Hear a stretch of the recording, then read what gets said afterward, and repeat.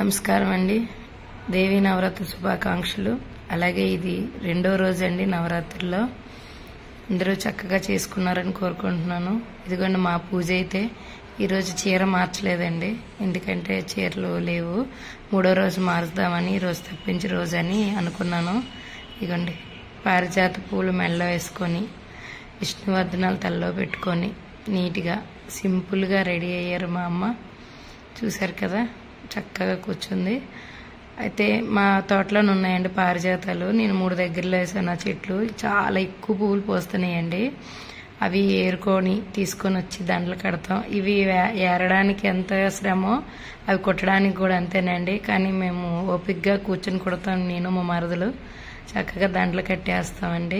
అయితే బయట కొంటే మల్లె పువ్వులు, విరజాజులు మాకు దొరకవండి. ఆఖరికి చూసి వెళ్తున్నాను, రోజు అడుగుతున్నాను, అయినా సరే రావట్లేదు అంటున్నారు. అదిగోండి మాకున్న పారిజాతాలే ఇవేనండి, మల్లె పువ్వులు, విరజాజులు అన్నీ అవేని.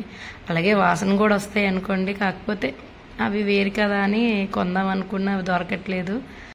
అమ్మవారికి ధూపం మెయిన్ కదండి, ధూపం వేస్తాం 2 పూట్ల. అది ఇంట్లో చేసిన స్టిక్స్ ఏనండి, అవి ఆవు పేడతో చేసినవి. చాలా పొగొస్తే ఎక్కువసేపు కాలుతాయండి.